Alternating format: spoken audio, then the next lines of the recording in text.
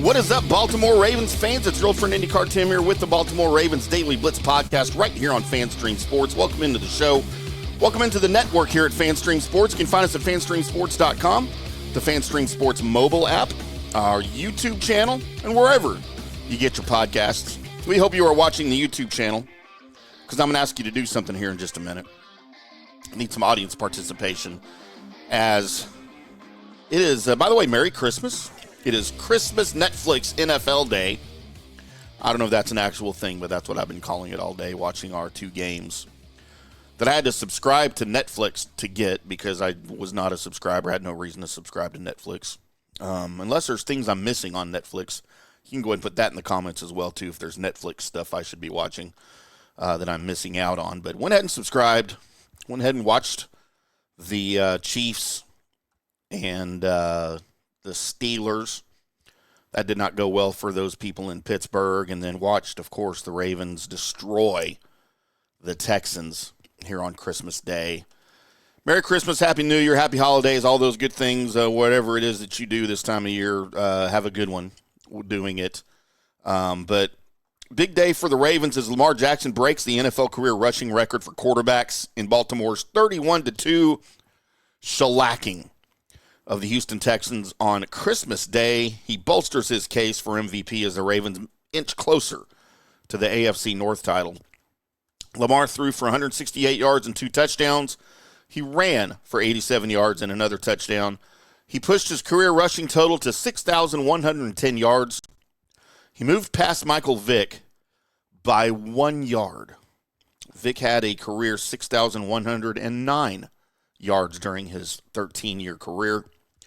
The Ravens moved to 11-5. They've already wrapped up their third straight playoff berth, and they need a victory over Cleveland next week to win the division over Pittsburgh. The Steelers, of course, dropped a third straight game in the early game on Christmas Day, the loss to Kansas City. Jackson, of course, the MVP last season and in 2019, put on a show rivaled only by Beyonce. I'm sorry, I can't say that. Beyonce. I don't get Beyonce. Again, if I'm missing something, you guys let me know. I don't get Beyonce. I don't understand it. I did not watch any of the halftimes. Oh, I did. I just had the volume down on the halftime show. If I'm missing something there, please enlighten me because I just don't get it. But of course, Jackson put on a big show, I think better than the one Beyonce put on at halftime. And he only needed 3 quarters to do this, by the way. He left with about 10 minutes left in the fourth quarter. Josh Johnson came in.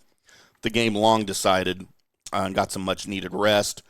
Jackson threw touchdowns of 9 yards and 1 yard.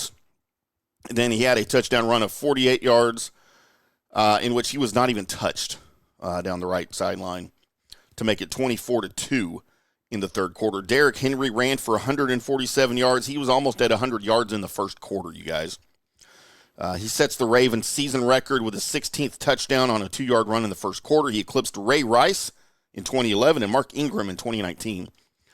Baltimore dominated the Texans. They are reeling now after losing their receiver Tank Dell to a season-ending knee injury last Saturday. Wicked injury, and of course all good thoughts go to Tank Dell. He now has a season-ending injury for the second season in a row. Really, you hate to see that. I don't care who you are. The AFC South champs struggled to finish drives and got their only points on a safety in the second quarter. C.J. Stroud threw for 185 yards, but was also sacked 5 times. He threw a pick. Joe Mixon ran for just 26 yards as the Texans lose their second straight game. Rookie Kamari Lassiter dropped Henry for a 4-yard loss for the safety with about 10 minutes left in the first half to cut the lead to 10-2. Damian Pierce then returned a kickoff 45 yards to get the Texans to their 43, but they came away empty when Mixon was stopped at the 1 after grabbing a short pass on 4th and 3. Jackson then orchestrated a 99-yard drive to pad the lead. He scrambled, evaded the rush, found Mark Andrews on a really pretty, just a little rainbow that he lofted up into the air. Hit Andrews perfectly in stride for a 67-yard gain. That got the Ravens in the red zone again with just more than 2 minutes left in the first half. Isaiah Likely got in on the action with a 9-yard TD catch 2 plays later. That made it 17-2. It was the first 17-2 halftime score in NFL history. And what do we call that? We call that scoregami, boys and girls. Scoregami. Kyle Hamilton intercepted Stroud's pass on the first drive of the second half. 2 plays later, Jackson's long TD run made it 24-2. He set the rushing record on a 6-yard run on Baltimore's next drive. Later that drive, he scrambled to escape several defenders before finding Andrews for a 1-yard score to leave Baltimore up 31-2.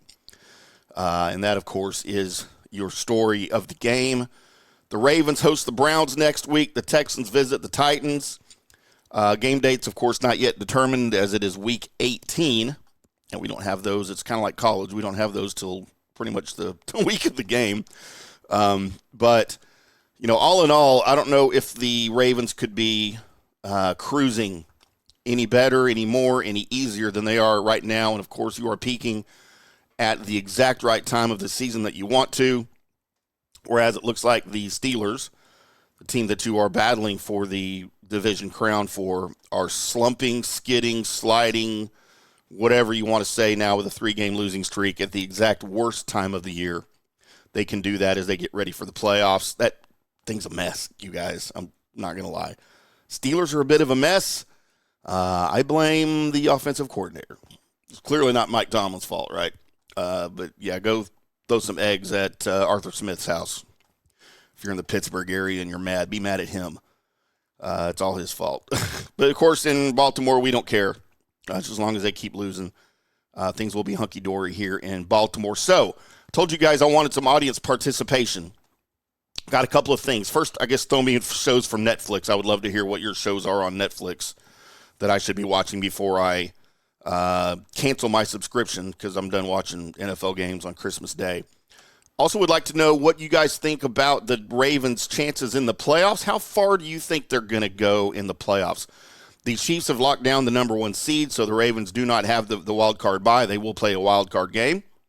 So let me know, are the Ravens out in the wild card? Are they out in the division? Are they out in the AFC title game? Are they out in the Super Bowl? Or do they win the Super Bowl? Let me know whatever you think. Just comment in the YouTube section. If you're listening to the recorded podcast, head over to our YouTube. Subscribe, by the way. Make sure you subscribe to our YouTube channel at FanStream Sports. And then let me know what you guys think. I'm going to use all of this in a future episode, so I need everybody's input. I'll give you good shout-outs, whatever you need here on the show to help with the participation. I would appreciate that very much. Please tell me what I'm missing on Beyonce. I just don't know. I don't get it, man. I don't get it. Call me grumpy old man. I don't know. I'm probably just not in her age demographic, I guess. But that'll do it for us. Appreciate you guys tuning in. Merry Christmas. Happy New Year. Happy holidays. Happy Hanukkah. Happy Kwanzaa.